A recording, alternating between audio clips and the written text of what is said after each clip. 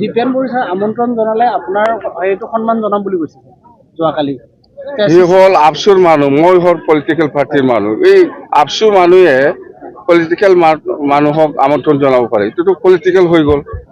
political পাৰ্টিত যদি আপুনি আমন্ত্ৰণ জনায় তেওঁ সন্মান জনাম বুলি কৈছে যোৱাকালি কৈছে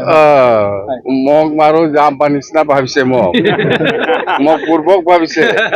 এই মই আজি আহক বুলি ক'ব সি অহাকালি মই কিয় যাম এইটো মই যাম বা পূৰ্বক কিমান পূৰ্বক ভাবিছে মোক হে মই আমন্ত্ৰণ কৰিলে আহিব বুলি এইবিলাক কথা মই জিন্দগী বিশ্বাস নকৰো ডেঞ্জাৰ মানুহ প্ৰমোদ বড়োৰ বিভিন্ন অভিযোগ আনি আছে আপোনাৰ ওপৰত আপোনাৰ যি আপুনি চলাই আছে আপোনাক ভয় খাইছে নেকি ছাৰ বা ইউপিএল ধ্বংস হৈ যাব নাই মই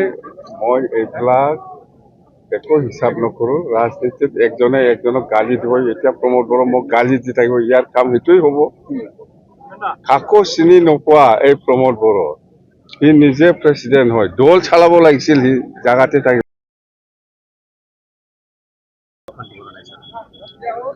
কাৰ সমৰ্থন কংগ্ৰেছো দিব লাগিব বিজেপিও দিব লাগিব all party CPM CPI UDF BPF Congress BJP আৰু কি পাৰ্টি আছে অসমত 12-13টা ৰাইজৰ দল আছে সকলোৰে সাপোৰ্ট এটা বিচাৰিছে স্যাৰ সকলোৰে সাপোৰ্ট বিচাৰিছে এটা কমফৰ্ট মানে এটা সমষ্টি বিচাৰিছে ক'ত বা আছে এনেকুৱা সমষ্টি মইতো দেখা নাই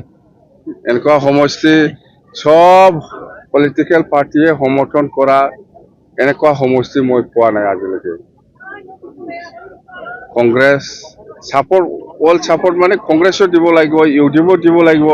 BPFও দিব লাগিব বিজেপিও দিব লাগিব UPPও দিব লাগিব